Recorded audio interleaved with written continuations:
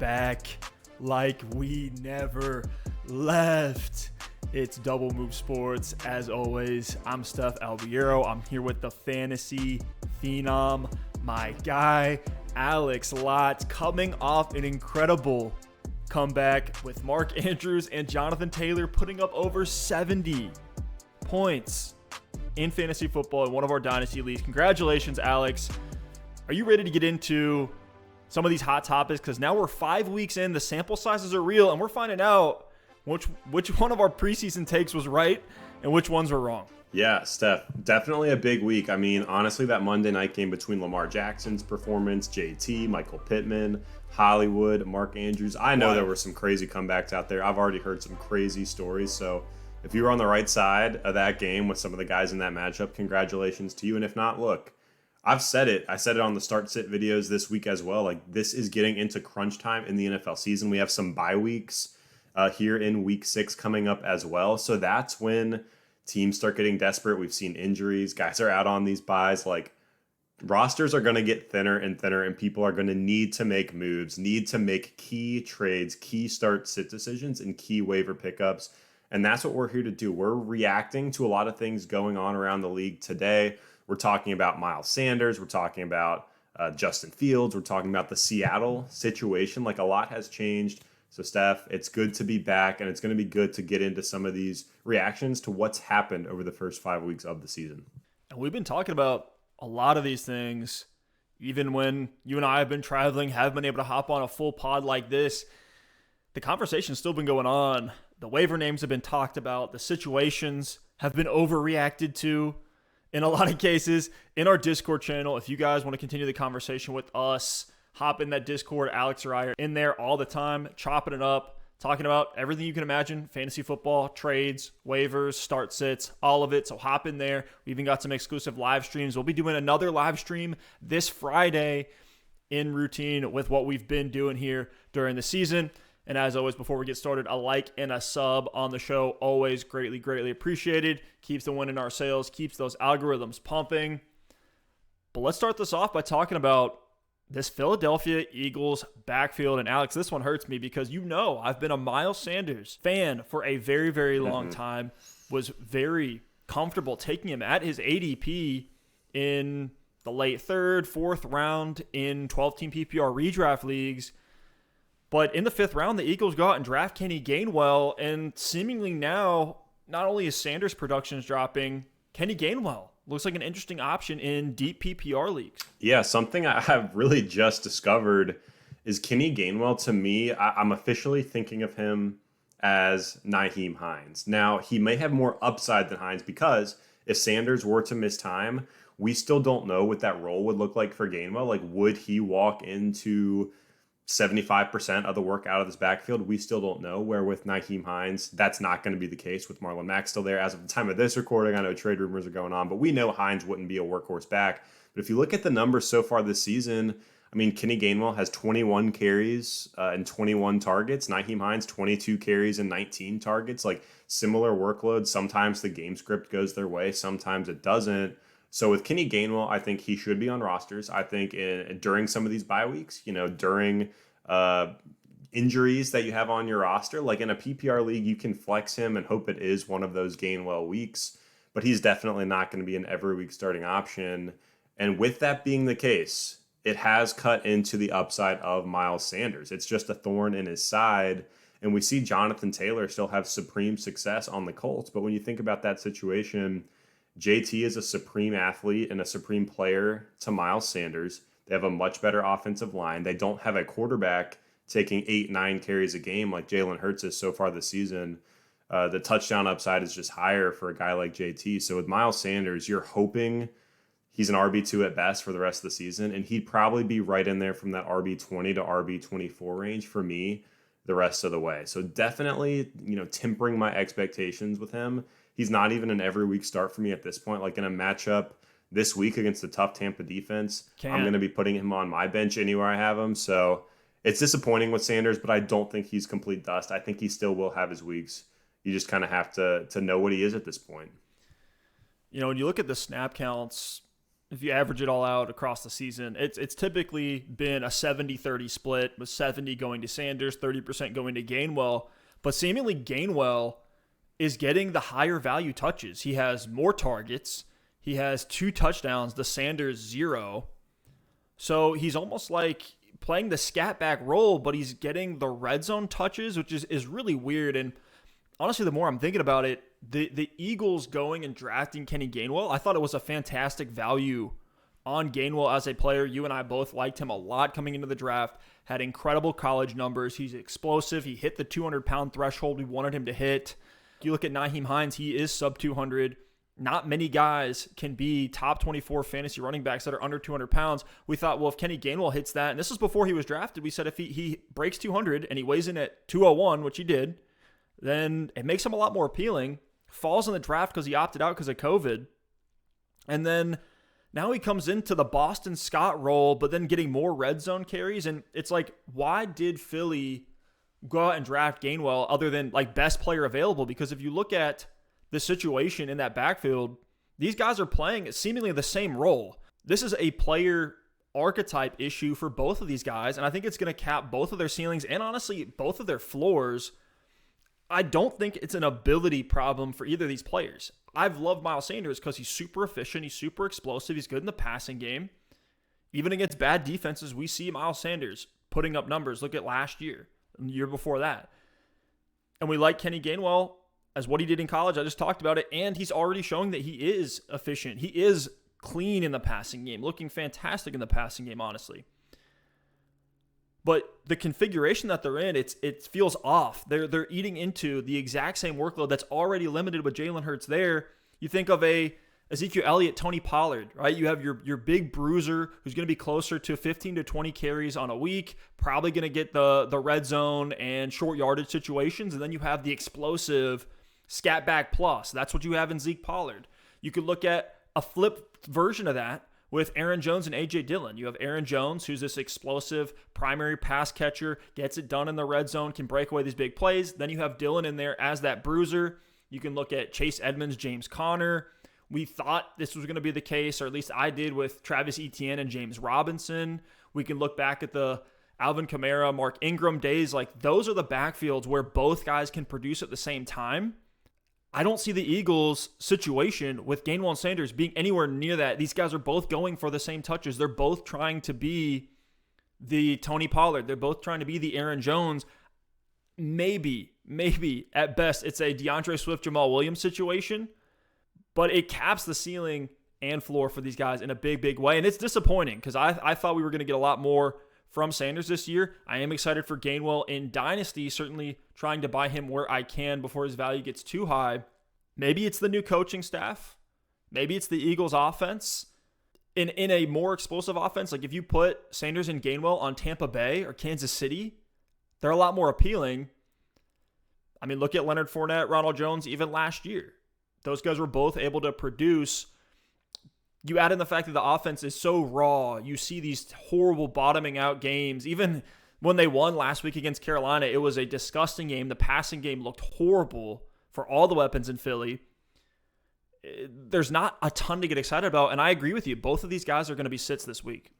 Yeah, and it's funny you bring up the coaching staff because Nick Sirianni actually came over from Indianapolis, who had JT, Nyheim Hines, and he was a draft day value. Kenny Gainwell was in the 5th round. But you almost see him deploying that same kind of split. Like, there were those games last season, especially in Indy, where it's like, why is Nyheim Hines getting all this work? But he just rides that hot hand, and that's what's happening with Gainwell at some points this season. So the usage has been all over the place for Sanders. And honestly, moral of the story, I think you and I are both in agreement. Like, these guys are going to have their weeks. They're going to have some value in fantasy football, but the inconsistencies are going to be there because of the touches, because of the offense. And honestly, Jalen Hurts and Devontae Smith are the only 2 guys I would really feel comfortable starting right now. Maybe the tight ends if you're in a good streaming situation against, a good matchup. But moral of the story, if I have Sanders, if I have Gainwell, I'm probably looking to move them at this point if someone's willing to buy low and, give me a decent offer. But Steph, let's move on to another running back that has absolutely exceeded our expectations. And you and I both have been texting during the games. We've been texting during the week as the season has gone on and said, Dude, Darrell Henderson is that dude in LA. We were very, very uncertain on what he was going to look like. After kind of an up and down 2020 season, they bring over Sony Michel, and we think it might be this weird 60-40 hot hand split. But you look at Henderson so far this season, he missed the game against Tampa Bay, but this dude's played over 90% of snaps in 2 of 4 games. He's seeing 15 carries and 3 targets a game. For all intents and purposes, he is a workhorse and one of the best offenses in football. So if you have Darrell Henderson on your roster, congratulations. And I think he is one of those guys I'm actually willing to go out and buy high as we move into week 6 and the rest of the season. I've been blown away by Darrell Henderson's usage and his efficiency. Hasn't had a game below 4 yards per carry, has had 3 touchdowns already in 4 games. I mean, he's the clear RB1. Sony Michel is a between the tackles grinder that's not even playing 30% of snaps in a lot of weeks. I was surprised, and if you've been following our live streams, when Darrell Henderson came back from the injury where he missed that Tampa Bay game, I was like, hey, I'm not ready to roll Henderson out there because I don't know if this is going to be more of a 50-50 split with Sony Michel now being onboarded, getting a monster workload in that Tampa Bay game. I thought, okay, things will regress to the mean for both players. They'll both be in a somewhat of a 50-50 split. Henderson maybe getting a little bit more passing work. But the second Henderson came back on the field right after that injury, 90% of snaps, 14 carries, very efficient, 6.3 yards per carry, 89 yards. He's averaging 75 rushing yards a game right now with that 15 carry game volume. And then he has had games with 5 targets against Indianapolis, 6 targets against Arizona. So it's happening for Darrell Henderson. This is why I was obsessed with Cam Akers way earlier in the season before he got hurt. Henderson stepping into that role. And for a lot of people, they faded Cam Akers because they thought Darrell Henderson was going to be the cap to his ceiling. And we're finding out maybe that was going to be the case because Darrell Henderson looks like he's improving as a player. He's looking explosive. Matt Stafford's opening things up in this offense. He's checking the ball down. And the touchdown opportunities have already been there. They're going to continue to be there against Detroit, Houston, the Giants, Tennessee, San Francisco, Green Bay, Jacksonville. I mean, this is a loaded schedule here. You have Minnesota in week 16, Seattle in week 15. So even down the stretch. Steph, I'm looking at this schedule right now for the rest of the way, and maybe Baltimore in week 17. But other than the bye week, every single matchup I'm excited about for this Rams offense, especially for Henderson. You have to go out and get Henderson right now if you can, before he gets the 25-plus point weeks. Right now, you're looking at 15, 17, 17, 17. He has already shown us he has a 15-point floor. We saw this from Leonard Fournette. Then Lenny goes out, has the big game where he's breaking off some receptions. He's getting double-digit touchdowns. We project that to potentially happen for Henderson here. So you got to get him now before the pop weeks come. I think if those who drafted Darrell Henderson are really happy with the value they got on him, and he's going to be hard to acquire, but he's worth it, especially if you need help at the RB2 spot.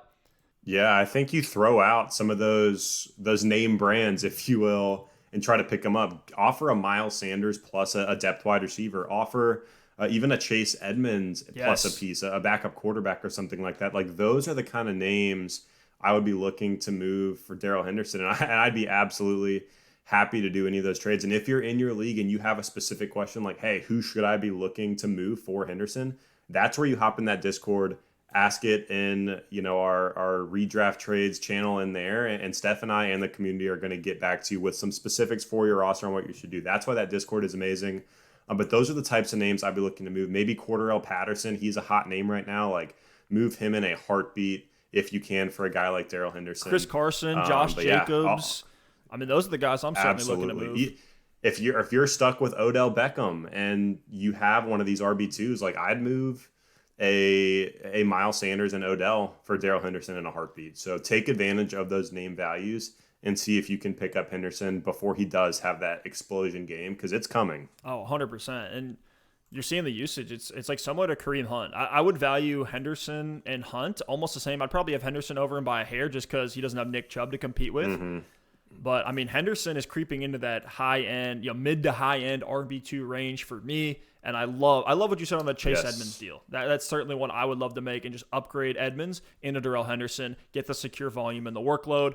Wait. Alex, I have to stop the show because I'm dumb hyped over this new sponsorship deal we got. Shout out to our guys over at Manscaped. And look, I was skeptical, but Alex, you know I've been a very hairy guy for a long time. I was the kid at 13 years old in middle school. Oh, yeah. With chest hair showing out of the polo shirt. Like, I was that dude. I was jealous at the time. Well, nothing to be jealous over anymore because ever since I got this lawnmower 4.0 from them, it's been clean down there to say the least. Manscaped has the lawnmower 4.0, not the 1, not the 2, not the 3, but the 4.0. Talk about sleepers on our show, and this has to be one of the best sleeper products out there. I was skeptical as well, and it's been an absolute game changer. Check out Manscaped. This thing is legit, and you will definitely not be disappointed by this full body trimmer. It's incredible. So Manscaped was nice enough to give us a 20% off discount code for the Double Move Sports viewers. You can get 20% off and free shipping with code DMS at manscaped.com. That's 20% off with free shipping at manscaped.com. Use code DMS, unlock your confidence, and always use the right tools for the job with Manscaped. Now back to the show. But let's talk about a quarterback, a rookie quarterback, and it's Justin Fields. And it's easy to overreact to quarterback play in the NFL. I also think it's easy to underreact. It's really tough with these quarterbacks because the ones that are great typically come out and produce right away. Look at Justin Herbert last year. Took the guy one start for him to show like, hey, there's something here. He's throwing the ball in special ways. He's being efficient. He's throwing touchdowns. None of that's happening with Justin Fields. And it really looks like the Bears are just trying to win games with their defense and hold Justin Fields back, which to me does cause some concern both for the entire Bears offense and Justin Fields in dynasty leagues and even redraft leagues for this year. It's been historically a risk with rookie quarterbacks, but it's been brutal with Fields. I mean, in the last 3 games where he's played 195% of snaps, he hasn't thrown the ball more than 20 times in a single game. That's brutally low.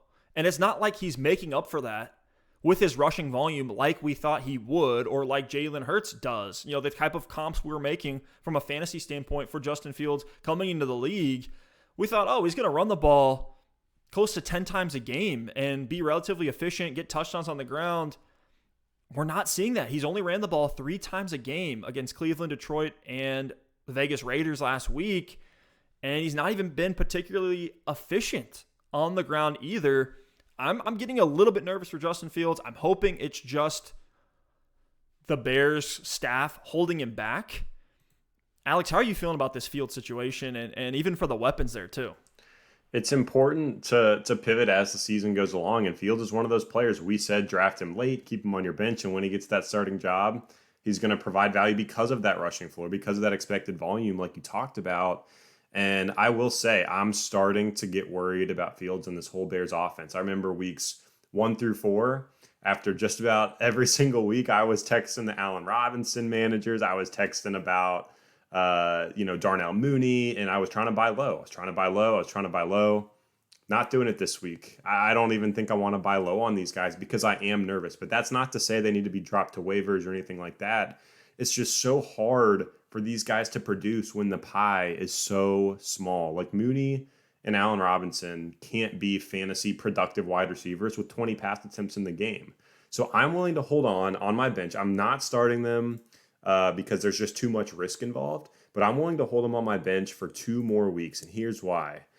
The Bears last several games, last week they played Vegas, they got up early and they did not relinquish that lead the entire game. Damian Williams had 16 carries. Khalil Herbert had 18 carries. The week prior to that, they played Detroit.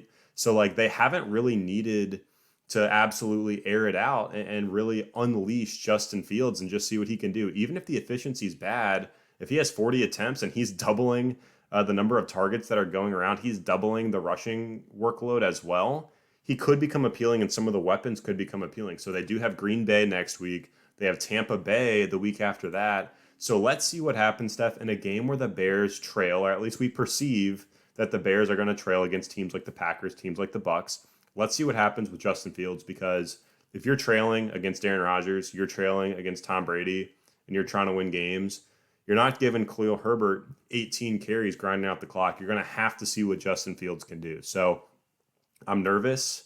I'm not starting these Bears options. Not even really necessarily trying to buy low on these guys right now, but if I have them, it's tough to be patient. But if they get through this Packers game, if they get through this Bucks game, and they're not showing me anything at that point, I think it's time to just wash your hands clean and move on from some of these Bears pass catchers and from Justin Fields. You look at Tua Tagovailoa, and his first 4 games didn't throw more than 30 pass attempts. We saw things open up as the season went on. You look at Trey Lance in his first debut as the starter in week 5, only 29 pass attempts. So this is something we do see often. And what's going on with the wide receivers in Chicago? Something's broken in this passing game. Darnell Mooney is outproducing Allen Robinson in every facet. He has a 25.8% target share, which is just ridiculous. That's 14th in the NFL. He's leading Allen Robinson in air yards share, average target distance. I mean, even deep target, like everything is going to Darnell Mooney. And it's funny because everyone made up this narrative that I don't believe at all. I don't think you believe it either, that Justin Fields can't get off his first read. It's like, well, he's peppering his second read. I don't know if Allen Robinson's just getting stuck in coverage. Maybe he's declining a little bit, but I got to believe that things are going to eventually play themselves out and regress to the mean. Allen Robinson is an elite wide receiver. He is a stud outside X alpha. Darnell Mooney, who's this stretch Z, can't put up. I just don't believe he's going to maintain a 26% target share. And part of that is because of the low sample size. It's much easier for him to have those high numbers when, hey, it's been 5 games. Justin Fields has been throwing exactly so little. Things I believe are going to balance out, but it might take a while. And you're right. These next 2 weeks are going to be crucial for both of these players. It is funny because 6 targets a game has gotten Darnell Mooney that 25% target share.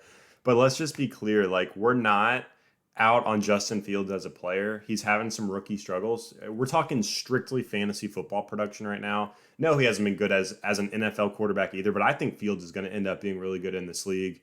I still like the running backs in this offense as well. If we are shifting back to this fantasy football focus, like Montgomery when he's back, no concerns there. I think Damian Williams is a start while Montgomery's out. And Khalil Herbert's even interesting because they are trying to rely on that ground game. So there still are some options in this Bears offense, but we'll see what they can do when they're likely going to be trailing over these next 2 weeks. I don't expect them to win these games. Like, I don't know how good it's going to be for Bears fans, but it should really help Justin Fields in his development, even if they lose these games, just because we are going to have to see him air the ball out. But Stef, I want to shift over to another rookie. I want to shift over to Jamar Chase. We got to talk about this Jamar Chase versus T. Higgins situation in the Bengals offense. We're through 5 weeks now.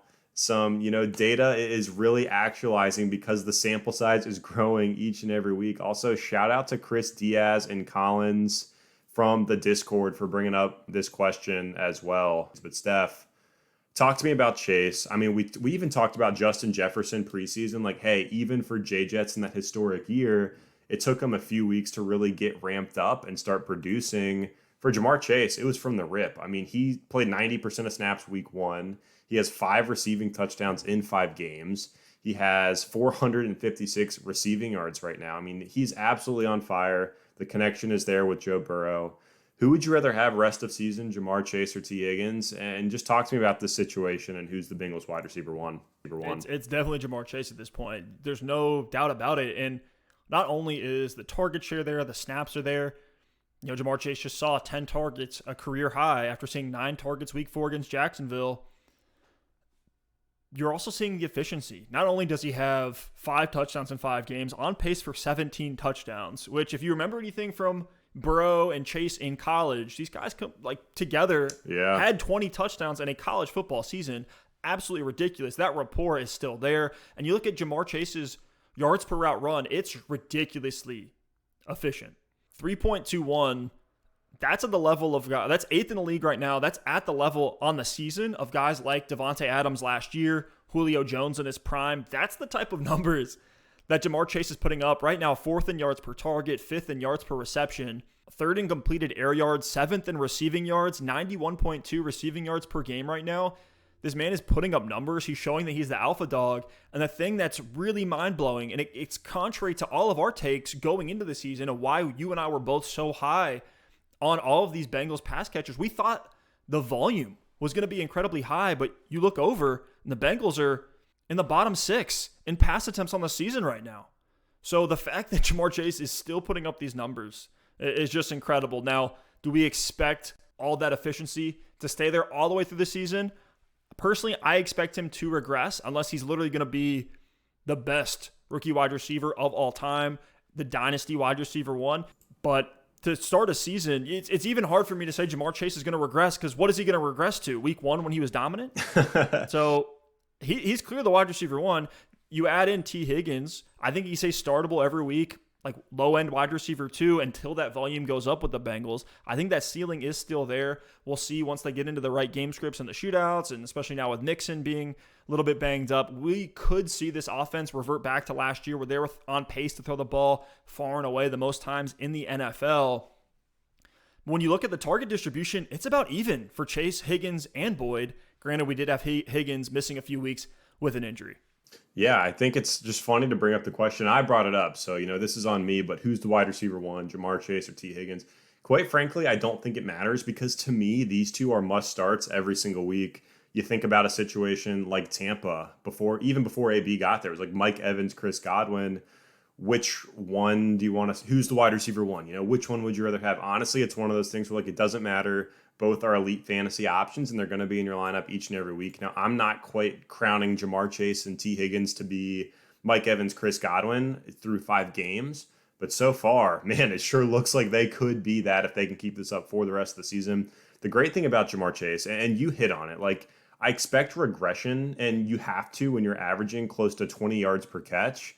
But the thing is, the targets are there, the efficiency is there. So even if he has an inefficient game, even if he gets the 7-8 targets, only catches 3 or 4 of them, which is not a good catch rate, he could turn those 3 or 4 receptions into 80 yards and a touchdown. He did that in week 2. He turned only 4 targets in that game, but 2 for 54 and a touchdown. In week 3, only 5 targets, turned it into 4 for 65 and 2 touchdowns. And then when the target volume's higher, 10 targets in week 5, turns it into 6 for 159 and 1. So whether the targets are low, he's proven that he can take what he's given and make big plays. When the targets are high, the efficiency doesn't even have to be there, but it creates the opportunity for those boom games. So that's why Ja'Marr Chase, to me, whether he's the Bengals 1 or 2, it doesn't matter. He's the one I'm definitely preferring in fantasy. We do flip over to T. Higgins. You said it, 7 targets a game, in line with the target share Ja'Marr Chase is seeing. Higgins has been banged up. We'll see what happens as he gets acclimated back into the lineup, but he is still that must-start wide receiver 2 for me, and I'm liking what I'm seeing from him in this Bengals offense. So Ja'Marr Chase, T. Higgins, they've been fantastic, and to your point, if the volume does increase to the level we think it's going to, if the Bengals start giving up more points, we didn't expect this to be a very good defense this season. They have definitely outplayed the expectations, so props to them. But if that defense starts to give up some points, they start to give up some quick scores, things like that, and Joe Burrow's volume does start to go up, it is absolute wheels up for all of these Bengals options. And you look at the touchdowns too. I'm excited for T. Higgins because I think that touchdown distribution will balance out as well. And if you think about where the targets are coming from, the type of ways that these guys are used, it's funny that Ja'Marr Chase has all these touchdowns, but only has 2 red zone targets on the year. He has, and that's part of his efficiency, these deep downfield receptions that he's taking to the house. T. Higgins doesn't have to do that. And for him to still be productive, does have 2 touchdowns. I expect him to get more, and he already has more red zone targets than Ja'Marr Chase with a lot less time on the field. So I think both of these guys can be touchdown scorers. I think both these guys will even out, but you're absolutely right. It's a wide receiver 1 and a wide receiver 2 on the same offense, and it does seem sustainable to me as long as Burrow's healthy, which seems to be a lot to ask these days. Hopefully, those guys up front can keep Burrow safe. Now, let's talk about a very timely topic, and it's Russell Wilson. With the ruptured tendon in the middle finger that he suffered, going to be out, I've seen as long as 6 weeks in some scenarios, maybe coming after the week 9 bye. Maybe he's back against Green Bay. They have Pittsburgh, New Orleans, and Jacksonville coming up on the schedule, which none of those matchups truly terrify me for DK Metcalf and Tyler Lockett. But what are you doing with these guys now that Russ is out and that backfield is looking pretty nasty? Yeah, I mean, you got to bump everybody down. And one, yeah, the upcoming schedule is tough. I mean, Pittsburgh this week, New Orleans next week, Jacksonville gets a little bit easier.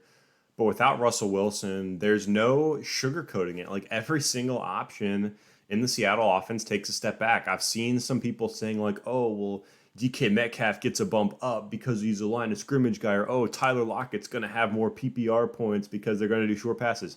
Throw all that nonsense out of here. You just can't get to that conclusion going from Russell Wilson to Geno Smith. When you think about Seattle, you take one of the most efficient quarterbacks that scores some of the most touchdowns in football and funnels volume to 2 targets at the wide receiver spot, and you strip that out and you replace it with Geno Smith, who started 1 game since 2015, and he has a career completion percentage of 57%, 30 touchdowns, 37 interceptions. You can't tell me that that's going to improve anyone in this offense. So for me, I do think DK Metcalf and Tyler Lockett are startable options. I think I'm still willing to start DK every week.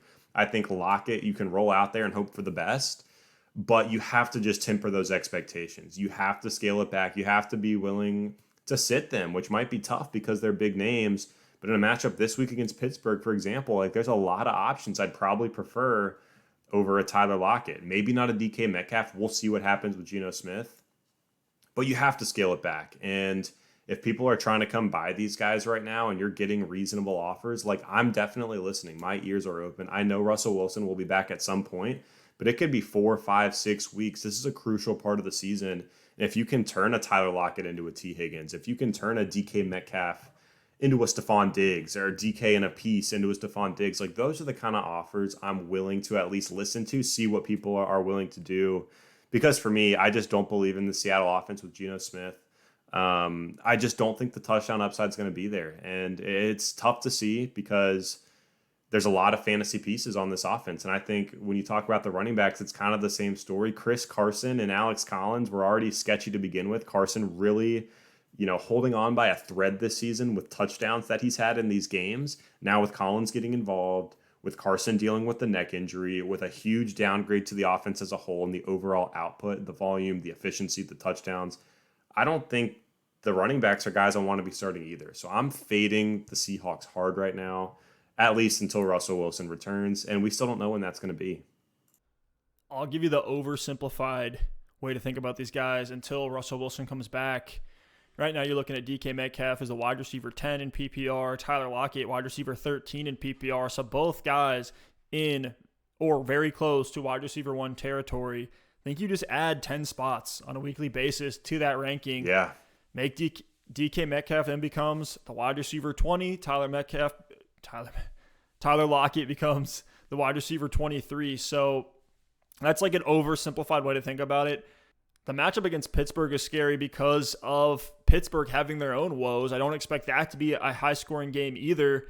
Whereas before, I'd circle that one and say, oh, fire up everybody in this game. There's probably going to be a lot of pass attempts, a lot of points scored. Pittsburgh's probably going to go down early, and we're going to see Big Ben throw 5-yard checkdowns for 3 quarters. Like, that's the type of game that I was looking at early on in the season. But, yeah, you got to temper expectations completely. The thing that does retain that starter value for DK and Lockett is the fact that they're just such good players. Like, we know DK Metcalf is really, really good. We know he's a beast. We know he's efficient. Tyler Lockett, we know he's a very good player. He's been as consistent as you can imagine, as even scoring touchdowns. A lot of people think of him as super boom bust, whatever. Lockett's really good too. So we can't just say, okay, bench these guys, they're garbage. And Geno Smith did show a small flash of potential in that game against the Rams. I know it was towards the end. I'm not going to get overly excited about it, but that's where these guys continue to be potential starting options. It will be interesting, though, once we get to week 8 against Jacksonville. I'm probably willing to start these guys just because of the Jacksonville defense being terrible and Geno Smith at least being competent enough to get the ball in the hands of playmakers. Yeah, and look, if you hang on to these guys, and if Geno Smith, hey, maybe he exceeds expectations, and instead of adding 10 spots on, like you said, maybe it's 5 to 7 spots, great. And then Russell Wilson will come back at some point, we hope. And hopefully he's not, his performance isn't capped because of the injury. Like if you're able to hold these guys until Russell Wilson comes back and you're in the playoffs in your league and it's week 12, 13 and Wilson's looking healthy and you have DK and Lockett, like congrats, you survived the storm. That's awesome. But Steph, really quickly before we wrap up, I want to go through several players for both DK Metcalf and Tyler Lockett. And I want you to tell me who you would rather have for the rest of the season. So we'll start out with DK. We'll start off easy with this one. At least I think it's easy. Like DK Metcalf or DJ Moore for the rest of the season. Oh, DJ Moore, easy. Okay, I thought so. DK or I'm guessing Calvin Ridley. It's going to be Calvin Ridley. I'll find a tougher one here. Yep. DK Metcalf or Jamar Chase. I'm still going to go with DK, but that's close. It's way closer than it definitely should be. Couple more for DK. DK or AJ Brown. I'm on the see. This is the thing. It's so hard to do this, not knowing when Russ is going to come back. And this actually leads to a point I want to make. We've been talking about it in the Discord a lot lately, which is when people ask us questions. Again, hop in the Discord channel, hit us with your redraft trade questions, get some advice from us and the guys in the community. But I personally have adopted a policy that has done me well up to this point, which is I don't trade for injured players. Even if you think, hey, I have a great team, Russ is going to come back in 6 weeks, and then I'll be able to have DK Metcalf for the final stretch down the season. He's going to win me a championship. That might happen.